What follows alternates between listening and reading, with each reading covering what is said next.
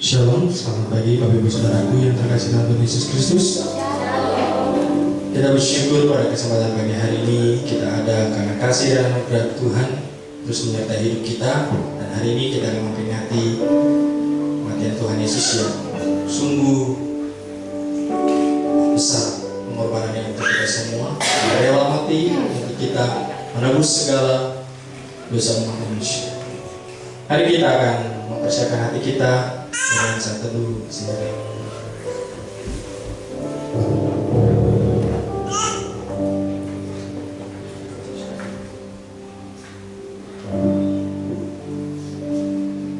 Tetapi dia tertikam oleh karena pemberontakan kita, dia diremukkan oleh karena kejahatan kita. Ganjaran dia mendatangkan keselamatan bagi kita ditimpakan kepadanya, dan oleh bilur-bilurnya kita menjadi sembuh.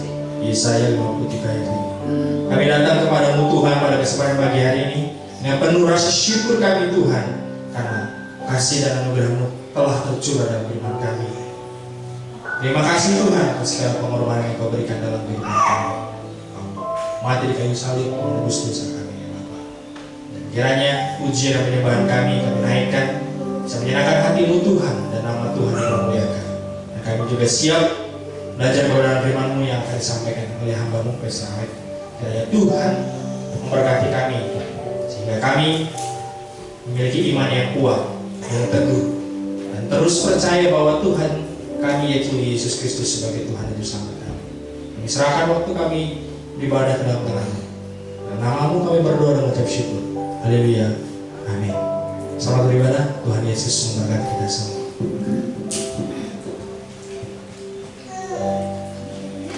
Shalom Bapak Ibu yang terkasih. Saat ini kita akan menang kembali tiap Tuhan kita Yesus Kristus di kayu salib. 3 tahun Ia mengabarkan kabar sukacita, 30 keping perak yang dihanati, 3 kilometer yang memikul salib, 3 paku ditancapkan di tubuhnya, 3 liter darah dicurahkan, 3 hari Ia dalam kematian, 3 kata yang Dia sampaikan kepada kita hari ini, aku mengasihi kamu. Selama kita semua bangkit berdiri, kita akan naikkan pujian oleh kuasa dalam-Nya.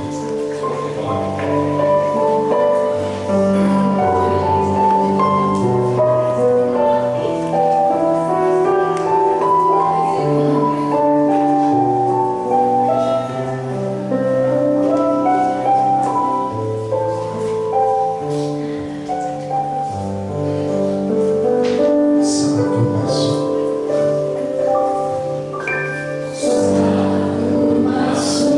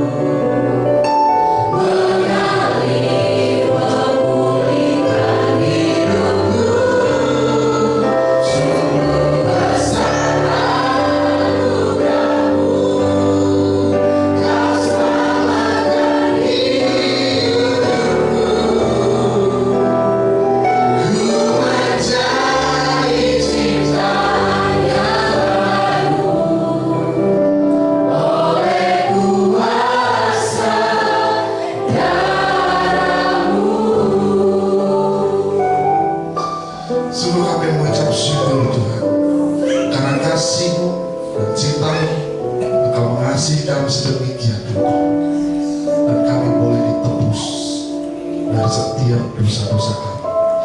Kami boleh menikmati kasih Tuhan yang mengalir dalam kehidupan kami.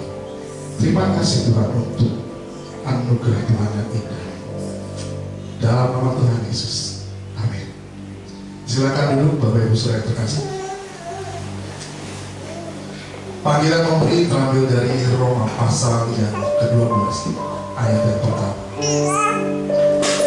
Karena itu saudara-saudara, demi kemurahan Allah aku menasihatkan kamu supaya kamu mempersembahkan tubuhmu sebagai persembahan yang hidup, yang kudus dan yang berkenan kepada Allah. Itu adalah ibadahmu yang sejati. Pujian karya terbesar akan mengiringi persembahan.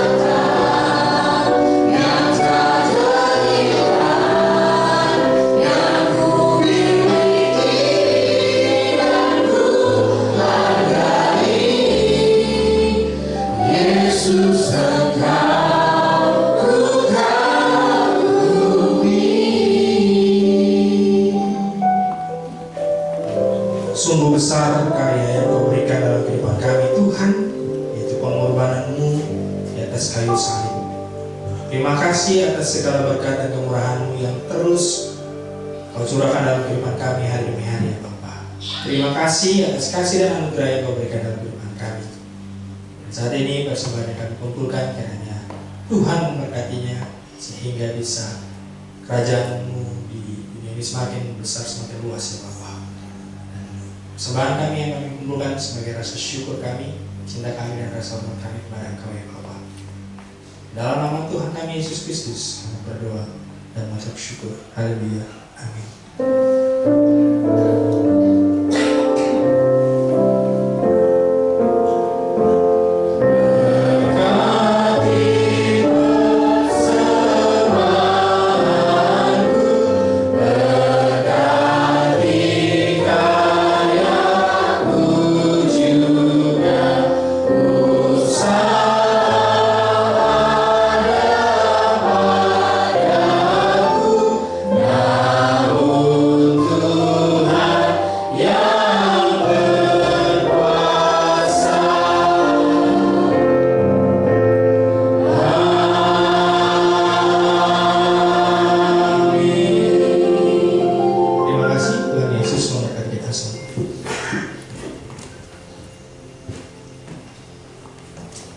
Tiba saatnya kita akan mempersiapkan diri untuk mendengarkan firman Tuhan. Ketika mereka sampai di tempat yang bernama Tengkorak, mereka menyalibkan Yesus tepat di jam 9. Lalu mereka membuat undi untuk membagi pakaiannya. Orang banyak berdiri di situ dan melihat semuanya. Pemimpin-pemimpin mengejek dia, juga prajurit mengolok-olok dia. Salib hina. Saya undang kita semua bangkit berdiri.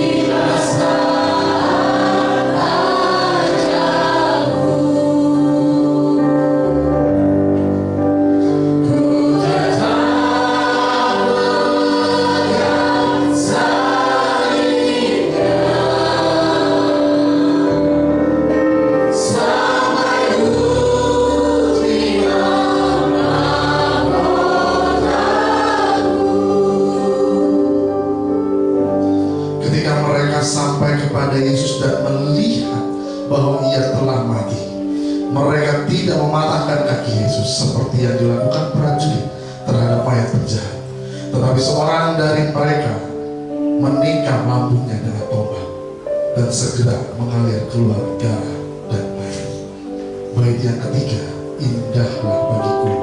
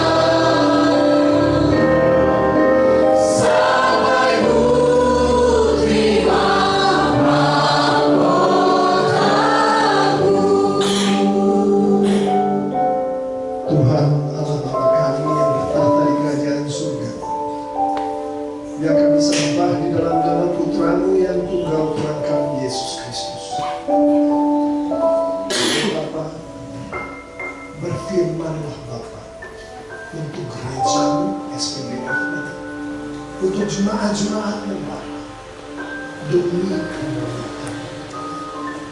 Urapi kami semua Bapa, sehingga apa yang kami lakukan pada hari yang spesial ini, Jumat Agung, yang adalah milikmu, menjadi kemuliaan bagimu dan hanya bagimu saja.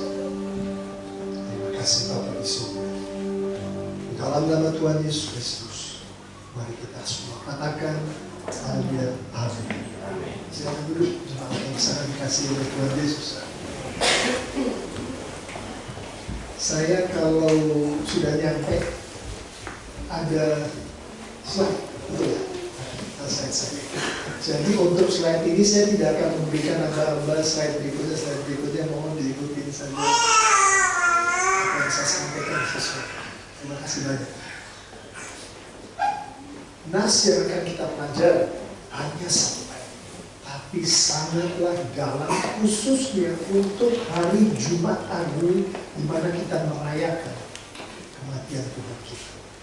Yohanes 19 ayat 7, firman Tuhan berkata, jawab orang-orang Yahudi itu kepadanya, kami mempunyai hukum, dan menurut hukum itu, Yesus harus mati, sebab ia menganggap dirinya sebagai anak Allah.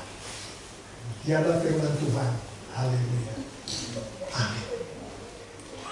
Kata kematian di sini adalah kata yang spesial, karena inilah yang kemudian menjadi apa yang kita hidupi, yaitu iman kita kepada Yesus, menjadi iman yang sesungguhnya, tapi bukan iman yang mati, iman yang hidup dan akan selalu hidup. Di Yohanes 19 ayat 7 ini dengan jelas firman mengatakan, Yesus harus mati karena dia mengatakan kepada seluruh dunia melalui Alkitab. Hari ini kita membacanya dan mengetahuinya, khususnya melalui Markus pasal 14 ayat 61 dan ayat 62. Di situ dikatakan, akulah dia. Akulah Tuhan Yesus sendiri yang berbicara. Akulah anak si Raja yang Maha Kudus, Tuhan Allah Bapa di surga. Dan itulah yang dikatakan kepada orang-orang yang kemudian menghukum dia. Dengan demikian, maka kita mengetahui betul bahwa ialah si anak Allah itu. Orang-orang Yahudi, termasuk pemimpin-pemimpin agama, atas perkataan Tuhan Yesus itu, yang hari ini kita mengetahui itu Tuhan Yesus yang sedang berkata, mereka menolak bahwa Yesus adalah anak Allah, bahwa Yesus adalah Mesias. Itu orang-orang Yahudi, orang-orangnya sendiri. Yesus orang Yahudi, pemimpin-pemimpinnya yang baca firman Tuhan, baca perjanjian lama melalui kitab-kitab Musa, dan dinubuatkan oleh nabi-nabi mereka bahwa Mesias akan datang dan dia adalah anak Allah. Mereka menolak Yesus. Ada jenis orang kedua yang kita tahu di dalam konteks bacaan firman kita, yaitu pejabat-pejabat yang ada pada saat itu, diwakili oleh Pontius Pilatus. Kita tahu kan sikap Pontius Pilatus. Dia percaya kagak percaya juga kagak. Jadi dia itu meragukan siapakah sosok yang ada di depan dia. Oleh karena keraguan itu, dia tidak mengambil sikap. Dia cuma ngikutin aja. Si orang bilang apa, dia ikutin. Bilang ini, dia ikutin. Akhirnya karena dia mengikuti sikap orang-orang itu, disalib Tuhan kita Yesus Kristus di bawah pengawasan Pontius Pilatus. Meskipun dia sendiri cuci tangan, dia mengambil posisi yang netral, tapi intinya adalah dia meragukan. Yang pertama kali menolak, yaitu pemimpin-pemimpin orang Yahudi menolak.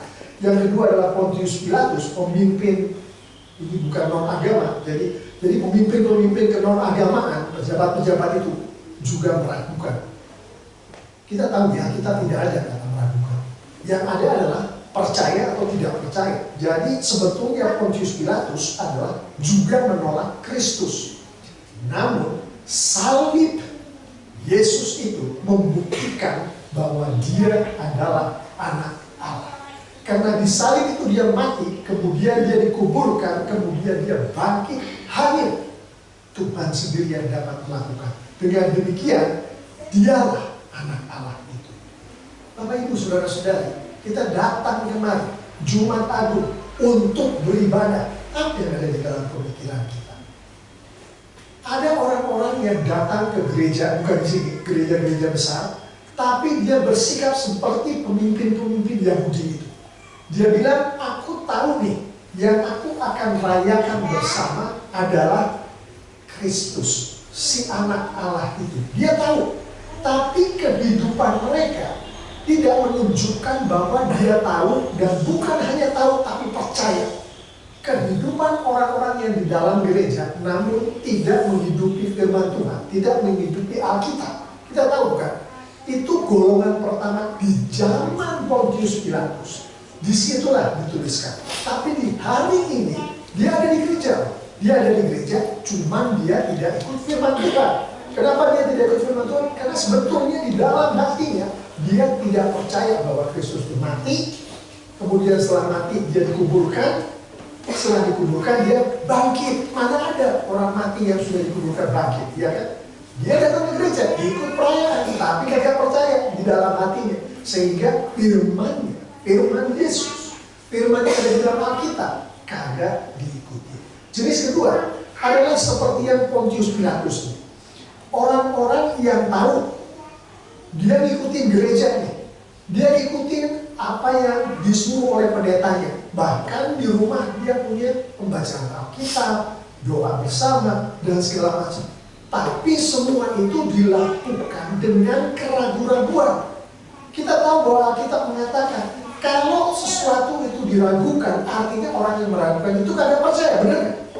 Kalau orang itu percaya penuh, kagak ada keraguan-raguan di sini. Tapi banyak di antara kita duduk di gereja, bikin altar keluarga, baca firman Tuhan, berdoa lagi, bersama anak-anaknya lagi, dan istrinya, tapi meragukan apa yang ada di Alkitab itu. Sehingga mereka ikuti, tapi suam-suamku kadang-kadang ikuti, kadang-kadang kagak ikuti. Itulah sepertinya ragu-ragu itu. Orang ragu-ragu itu kadang-kadang kesini, kadang-kadang kesana. Alkitab gak ada di tengah-tengah itu. Bahkan Tuhan Yesus sendiri mengatakan, bukan, hal-hal yang suam-suamku itu akan dia muntahkan dari mulutnya keluar. Artinya orang-orang yang ragu-ragu itu sebetulnya belum percaya dengan sepenuhnya. Dan itu ada di gereja-gereja kita, bahkan ada di rumah tangga kita. Dan yang ketiga adalah kita-kita yang percaya penuh apa yang dikatakan oleh Tuhan Yesus sendiri melalui Markus 14 tadi. Aku adalah Sang Mesias. Aku adalah anak Tuhan itu. Aku adalah Yesus Kristus Tuhan. Nah, orang-orang ini ada di gereja, ada di rumah, bikin altar keluarga, berdoa bersama istri dan anaknya. Kehidupan mereka, di tempat kerja mereka, di sekolah mereka, di tempat mereka bersosialisasi, penuh dengan keyakinan bahwa Yesus adalah Tuhan, dan Tuhan itu adalah Tuhan dari diri mereka, dari keluarga mereka, dari tempat di mana mereka berada. Sehingga setiap nafas kehidupan mereka yang saya imani ada di antara kita semua ini, golongan ketiga ini, sungguh-sungguh seperti yang Tuhan Yesus mau, seperti di dalam Alkitab, seperti di dalam Injil, seperti yang disampaikan oleh pendeta di gereja, seperti yang disampaikan oleh pemimpin-pemimpin KPW, pemimpin-pemimpin sekolah minggu. Di dalam mereka menyampaikan firman Tuhan. Orang-orang ini menghidupi persis seperti yang dibilang oleh firman Tuhan. Disinilah tempatnya di gereja SPBF ini. Amin. Itulah yang sekarang sedang kita bicarakan. Namun firman Tuhan juga mengatakan, mengikuti apa yang dikatakan oleh Alkitab tanpa mengetahui apa yang kita ikuti juga tidak, itu itu yang diharapkan oleh Alkitab. Bukan seperti itu, mengikuti aja seperti apa yang dikatakan Alkitab tanpa kita mengetahui latar belakangnya dan apa yang membuat Roh Kudus bekerja dan kita mengikutinya. Hari ini kita akan masuk sedikit untuk mengikuti lebih jauh lagi berdasarkan latar belakang apa yang dikatakan oleh Roh Kudus melalui orang-orangnya Tuhan, termasuk yang ada di 1 Petrus pasal 2. Saya akan ambil ayat yang 24 untuk menjelaskan ayat emas kita hari ini. Saya akan bacakan 1 Petrus 2 ayat 24. Yesus sendiri, ia sendiri telah memikul dosa kita di dalam tubuhnya di kayu salib, supaya kita yang telah mati terhadap dosa hidup untuk kebenaran. Oleh bilur-bilurnya kamu telah sembuh. Oleh bilur-bilur Yesus kita telah sembuh. Jadi kematian yang dibicarakan di ayat emas kita adalah kematian yang spesial. Kita tahu bukan, 100% dari kita akan keluar dari bumi ini dalam keadaan mati, benar gak? Hanya beberapa yang tidak, semuanya dari Alkitab. Terutama yang sekarang kita bicarakan adalah Yesus. Tapi dia mati, sungguh-sungguh mati, dan kemudian bangkit. Nah, kematian yang dibicarakan ini, kenapa dia spesial? Karena dia mati, Yesus mati, bukan karena hukumnya orang-orang Yahudi tadi. Bukan karena hukumnya orang-orang dunia, seperti Pontius Pilatus. Orang Yahudi bilang, blasfemi, dia maksudnya menghina Tuhan, dia harus mati. Pontius Pilatus mengikuti apa yang dibilang itu berdasarkan hukum agama dan dicampur dengan hukum duniawi itu, akhirnya Yesus. Bukan karena itu. Yesus mati karena kuasa yang datangnya dari atas, dari Tuhan Allah Bapa di surga. Dia katakan sendiri, engkau tidak mempunyai kuasa apapun terhadap aku jikalau kuasa itu tidak diberikan kepadamu, orang-orang yang menyalibkan aku, dari atas. Kenapa kematian spesial? Pertama, karena Tuhan yang memberikan itu kepada Kristus. Tuhan yang memberikan kematian itu kepada Kristus. Itu adalah kematian yang spesial. Kemudian kita juga melihat di 1 Petrus 2:24 ini bahwa dia mati untuk kita. Adakah di dunia ini orang yang mati, entah itu orang biasa yang hidup di dalam kehidupan kita sehari-hari, tokoh-tokoh yang hidup di masa-masa kita atau di dalam masa-masa yang lalu, dan kemudian orang-orang penting yang ada di dalam kehidupan dunia kita, adakah di antara mereka yang mati dan dari kematian mereka datanglah yang namanya keselamatan abadi, kehidupan yang kekal? Ada? Jawabannya kagak ada. Banyak yang mengakui di dunia ini, oke, kamu ikut aku, nanti pada saatnya kamu akan mengalami kebahagiaan atau surga atau apapun yang mereka janjikan. Tapi hanya satu kematian yang membuat kita, yang membuat orang-orang yang percaya untuk kemudian memperoleh kehidupan yang kekal. Itu adalah kematian Yesus. Kematian ini adalah spesial. Pertama, karena Tuhan sendiri terlibat. Kedua adalah untuk menyelamatkan kita semua, menyelamatkan manusia. Dan di dalam menyelamatkan, kalau kita perhatikan, kematian ini spesial karena dia sendiri yang mati. Dia tidak mengutus orang lain. Atau bisa, Yesus bisa aja bilang, kamu aja deh yang mati, gak usah aku. Nanti aku akan buat sedemikian rupa, dengan kematianmu kalian semua akan selamat, manusia. Bisa aja kan dia Tuhan. Tapi bukan itu yang dilakukan. Dia sendiri yang mati, dia sendiri yang di kayu salib, dia sendiri yang disiksa, dia sendiri yang dikasih mahkota duri, dia sendiri yang dicambuk, yang kemudian akhirnya dipaku dan mati. Dia sendiri. Tahukah kita kematian itu sebetulnya siapa yang seharusnya mati? Jawabannya adalah orang-orang berdosa yang harusnya mati. Adakah di antara kita ini yang berani mengatakan bahwa hari ini saya tidak melakukan dosa? Gak ada, kita semua melakukan dosa. Siapakah yang harusnya dicambuk, yang harusnya menderita, yang harusnya dipaku?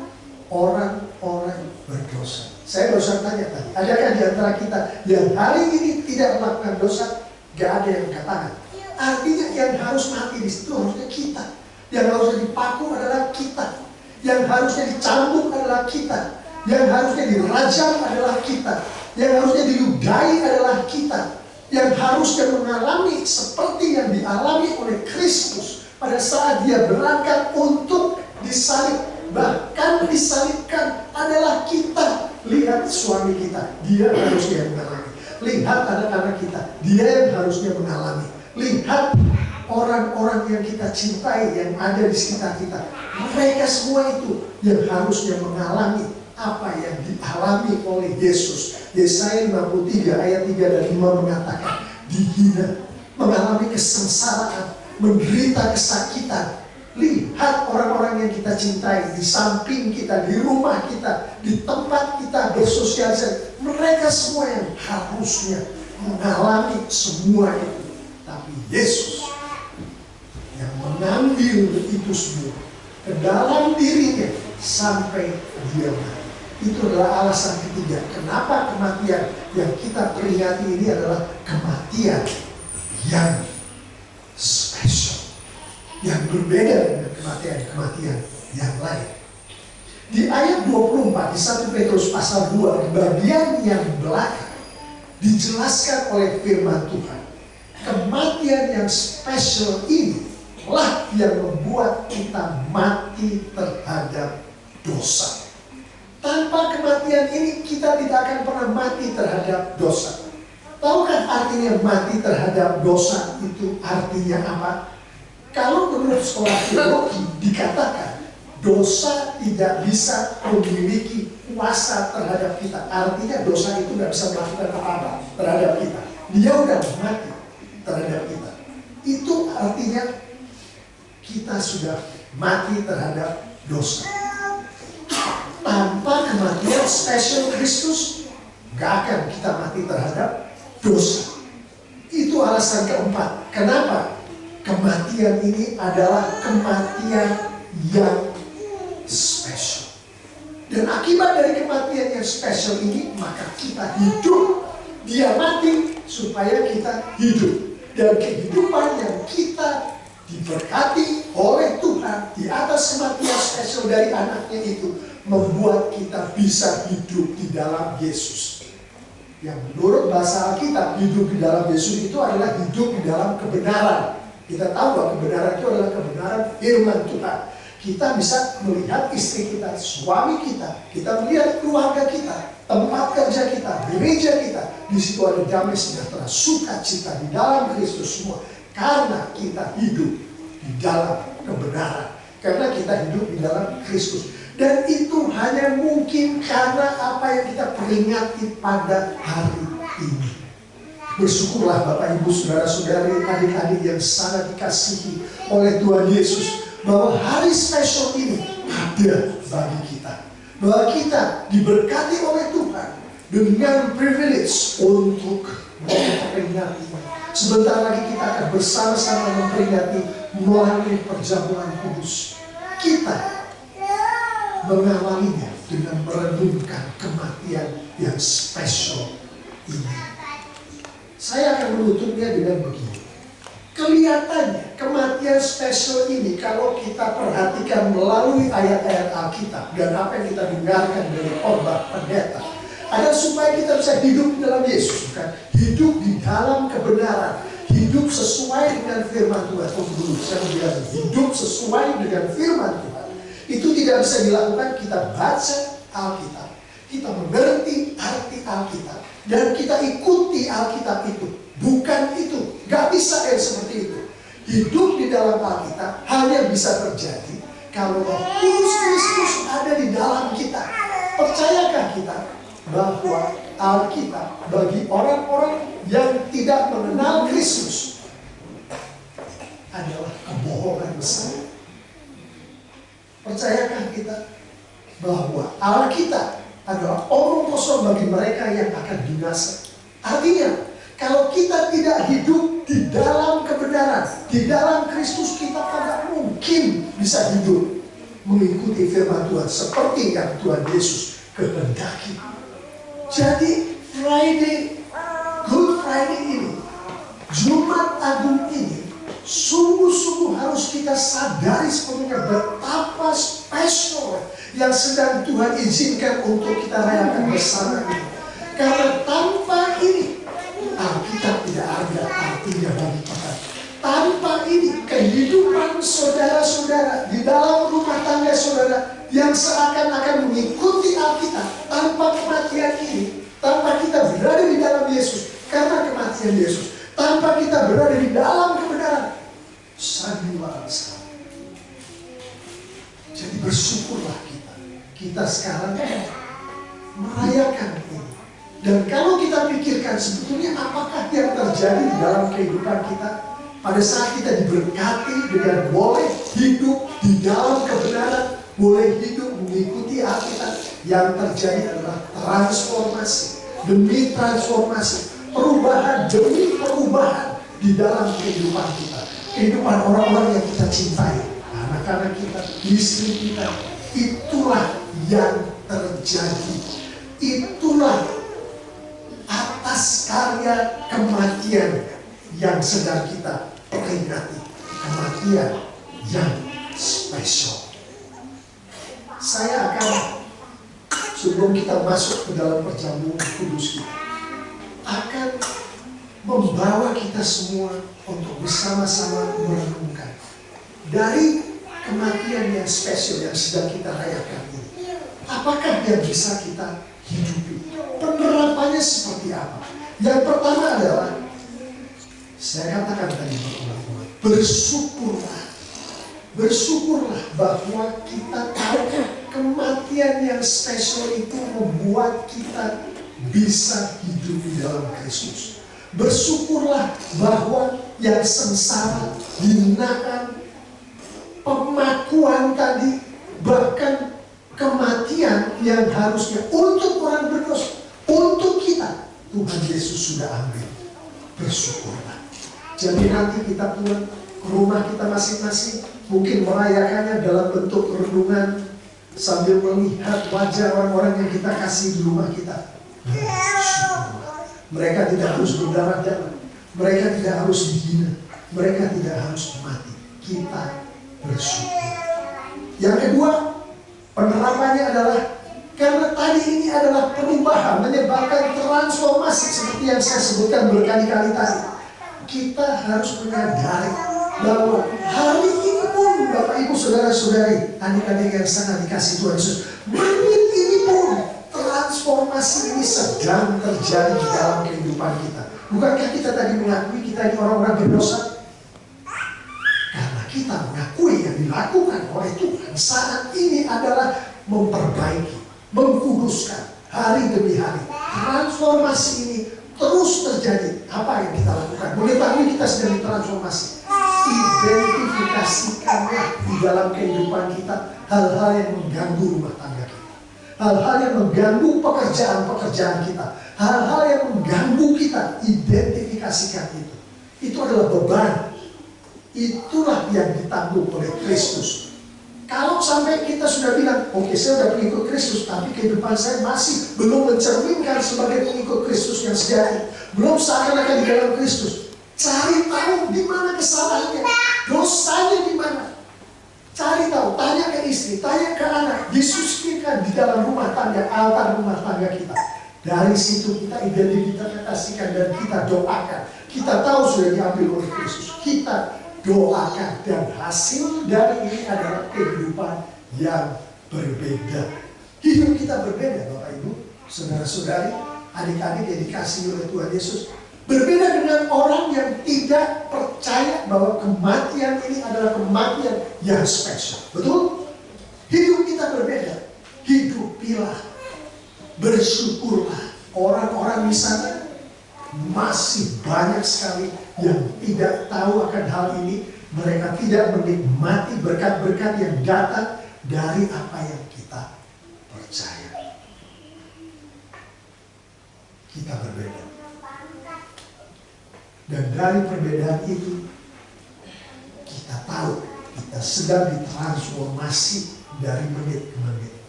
Dan dari situ, anak-anak Tuhan, jemaat Tuhan di SPBF selalu bersyukur pada Tuhan. Amin. Mari kita bangkit berdiri.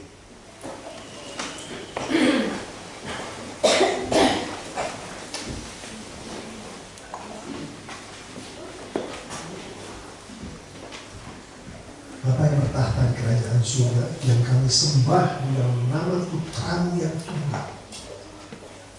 Dan hari ini, kematian spesial sedang Engkau izinkan untuk kami hidup.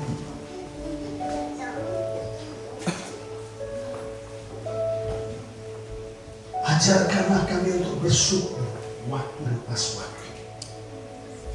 Berilah kami pengetahuan bahwa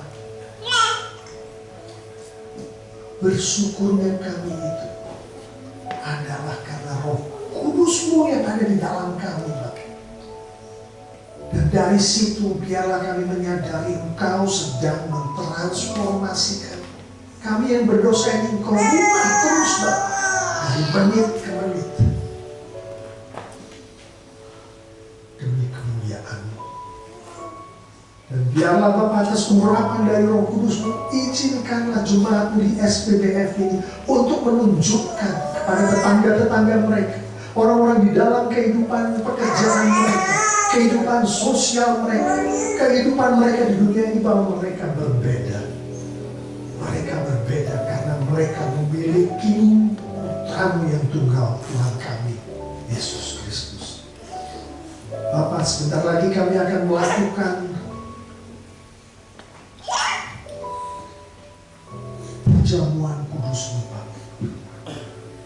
Engkau sendiri, Bapak, yang mengundang kami, Bapak, untuk mengikuti perjamuan kudus-Mu. Dan biarlah kami persiapkan hati dan pikiran kami untuk mengikuti perjamuan kudus-Mu.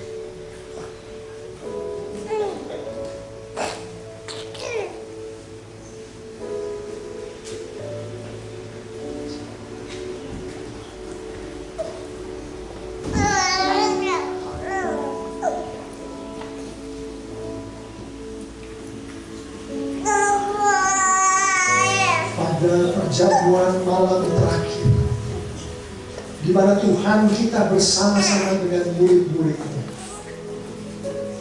merayakan hari terakhir mereka bersama-sama.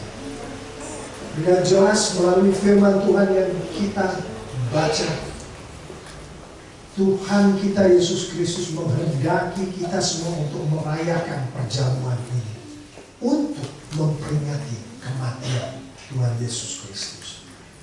Bapak, Ibu, Saudara-saudari, adik-adik yang sangat dikasihi oleh Tuhan Yesus, memperingati kematian Kristus itu arti menyadari dengan sepenuhnya secara pribadi bahwa seluruh kehidupan Kristus yang diberikan oleh Kristus bagi kita semua dan bagi orang-orang percaya, sejak Ia lahir, melayani, menderita sengsara, mati dan dibangkitkan, kemudian dimuliakan di surga, adalah kehidupan kita.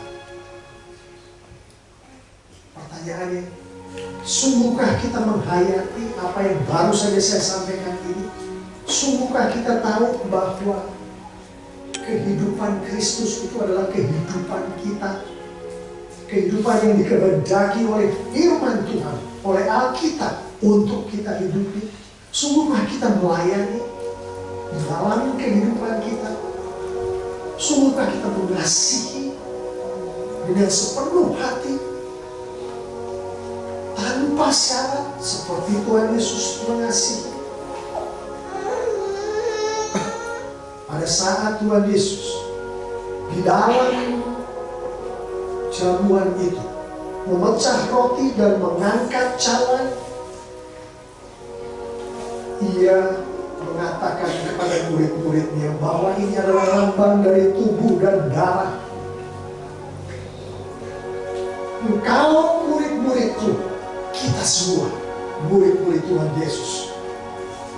Pada saat engkau menerima roti dan anggur yang sebentar lagi akan kita terima bersama, artinya kita dipersatukan dengan Kristus. Artinya Kristus adalah kepala dan kita tubuh Dia. Dia Tuhan kita, Dia Raja kita, kita mengikuti Dia. Menerima roti dan anggur yang merupakan lambang tubuh dan darah Kristus ini juga berarti bahwa kita dipersatukan dengan jemaat Kristus di seluruh dunia, Bapak Ibu Saudara-saudari yang sangat dikasihi oleh Tuhan Yesus Kristus. Pertanyaan saya adalah, untuk persiapan perjamuan kudus ini, menyadarikah kita bahwa itu arti dari kita sebentar lagi bersama-sama mengkonsumsi roti dan anggur itu? Apakah kita menghayati dengan sungguh-sungguh arti dari pernyataan yang baru saja saya sampaikan tadi? Kalau kita menyadari, menghayati itu, mari kita lakukan perjamuan kudus Tuhan kita bersama-sama. Saat ini adalah saatnya. Tuhan mengatakan, mereka yang boleh ikut di dalam perjamuan ini adalah mereka yang sudah mengaku percaya, sungguh-sungguh percaya pada Tuhan Yesus. Saya mengimani kita semua sudah sungguh-sungguh percaya pada Tuhan Yesus. Kalau ada di antara kita yang bukan bagian dari SPBF kita ini, dengan sukacita SPBF menyambut kita semua yang berasal dari gereja lain untuk berpartisipasi di dalam perjamuan kudus ini, dengan syarat mereka sudah percaya pada Tuhan Yesus Kristus. Dan agar perjamuan Tuhan ini sungguh-sungguh jadi berkat bagi kita, mari kita semua, Bapak Ibu Saudara-saudari, memeriksa diri kita sendiri, memeriksa diri kita masing-masing di hadapan Tuhan. Apakah kita di dalam kehidupan kita sudah berdamai, artinya mengikuti apa yang dikehendaki oleh Tuhan hari lepas hari? Begitu juga kita sudah berdamai dengan orang-orang yang kita cintai, seperti istri, anak, ayah, ibu, adik, kakak. Apakah kita hidup berdamai dengan mereka? Karena firman Tuhan katakan, barang siapa dengan cara yang tidak layak makan roti atau minum cawan Tuhan, ia berdosa terhadap tubuh dan darah Tuhan. 1 Korintus 11 ayat 27. Dan dilanjutkan ke ayat 28. Karena itu hendaklah tiap-tiap orang menguji dirinya sendiri, dan baru sesudah itu ia makan roti dan minum dari cawan itu. Bapak Ibu, saudara-saudari, tidak ada satupun di antara kita yang layak, bukan? Kita semua berdosa, bukan? Itulah sebabnya saat ini juga, di dalam ketidaksempurnaan kita, kita akan berdoa, memohon kepada Tuhan Yesus untuk Tuhan sendiri saat ini juga melayakkan kita di dalam ketidaksempurnaan kita. Bapa yang bertahta di kerajaan surga, yang kami sembah di dalam nama Putra-Mu yang tunggal, Tuhan kami Yesus Kristus. Engkau melihat sendiri Bapa jemaat-Mu siap berpartisipasi di dalam perjamuan kudus-Mu. Engkau melihat hati mereka, Engkau melihat kehidupan mereka, Engkau melihat hubungan mereka dengan satu sama lain, Engkau melihat hubungan mereka denganmu. Saat ini kami semua Bapa, hamba mewakili untuk Engkau berkenan mengampuni setiap dosa kami dan menyempurnakan kelayakan kami untuk berpartisipasi di dalam perjamuan kudus-Mu ini. Perbaruilah hidup kami, transformasikanlah hidup kami Bapa, menit lepas menit, menit lepas menit, termasuk apa yang saat ini sedang kami doakan Bapa. Layakkan kami, dan kami siap Bapa, di dalam nama Tuhan Yesus Kristus. Haleluya, amin. Sekarang mari kita dengarkan landasan dari perjamuan kita, yaitu dari 1 Korintus 11 ayat 23 sampai ayat 26. Firman Tuhan mengatakan, Bapak Ibu, saudara-saudari yang sangat dikasihi oleh Tuhan Yesus, sebab apa yang telah kuteruskan kepadamu telah aku terima dari Tuhan, yaitu bahwa Tuhan Yesus pada malam waktu ia diserahkan mengambil roti, dan sesudah itu ia mengucap syukur atasnya, ia memecah-pecahkannya dan berkata, inilah tubuhku yang diserahkan bagi kamu, perbuatlah ini menjadi peringatan akan aku. Demikian juga ia mengambil cawan sesudah makan lalu berkata, cawan ini adalah perjanjian baru yang dimeteraikan oleh darahku, perbuatlah ini setiap kali kamu meminumnya menjadi peringatan akan aku. Sebab setiap kali kamu makan roti dan minum cawan ini, kamu memberitakan kematian Tuhan sampai ia datang. Roti sudah siap, anggur sudah siap, perjamuan sudah siap. Mari jemaat, kita memulai perjamuan ini. Ya Tuhan, layakkanlah kami orang berdosa ini. Jemaat yang dikasihi oleh Tuhan Yesus, pada waktu malam ketika Tuhan Yesus akan diserahkan, ia mengambil roti. Silakan diangkat. Dan sesudah itu ia mengucap syukur atasnya.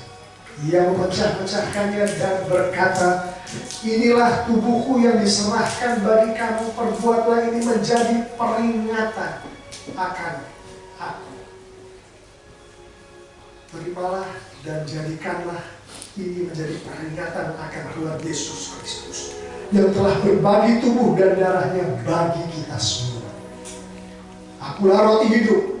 Barang siapa datang kepadaku, ia tidak akan lapar lagi. Dan barang siapa percaya kepadaku, ia tidak akan haus lagi. Makanlah, jemaat.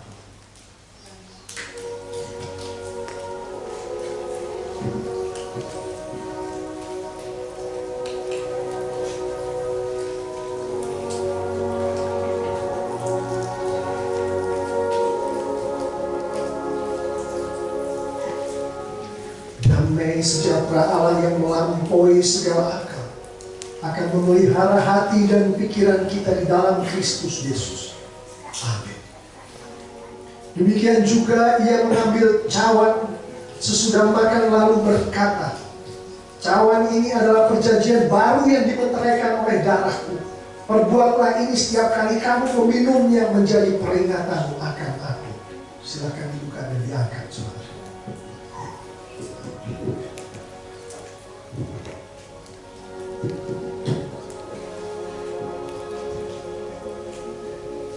Sebab inilah darahku, darah perjanjian yang ditumpahkan bagi banyak orang untuk pengampunan dosa.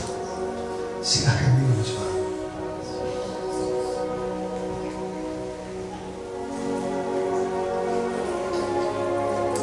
Damai sejahtera Allah yang melampaui segala akal akan memelihara hati dan pikiran kita di dalam Kristus Yesus. Amin. Bapak, Ibu, saudara-saudari, adik-adik yang sangat dikasihi oleh Tuhan Yesus, perjamuan Tuhan selalu mengingatkan kita bahwa roti dan anggur yang baru saja kita makan dan minum bersama-sama adalah lambang kasih Kristus yang agung, yang kematiannya sedang kita peringati pada saat ini. Dan kasih itu mesti diteruskan di dalam kehidupan kita kepada orang-orang yang Tuhan panggil di dalam kehidupan kita. Karena itu, dengan urapan dari Roh Kudus Tuhan, pergilah dan wujudkanlah kasih itu melalui hidupmu sepanjang hari begitu engkau menginjakkan kakimu keluar dari ruangan gereja SPBF ini demi kemuliaan Tuhan. Dan untuk tugas agung dari Tuhan Yesus ini, terimalah pengutusan yang datangnya dari Dia sendiri. Maka Allah damai sejahtera yang oleh darah perjanjian yang kekal telah membawa kembali dari antara orang mati Gembala agung segala domba, yaitu Yesus Kristus Tuhan kita, kiranya memperlengkapi kita semua dengan segala yang baik untuk melakukan kehendak-Nya dan mengerjakan di dalam kita apa yang berkenan kepadanya oleh Yesus Kristus, demi kemuliaan Tuhan kita, Tuhan Allah Bapa di surga, dari sekarang sampai selama-lamanya, di dalam Yesus Kristus. Mari kita semua katakan amin. Beri mulia untuk Tuhan Yesus.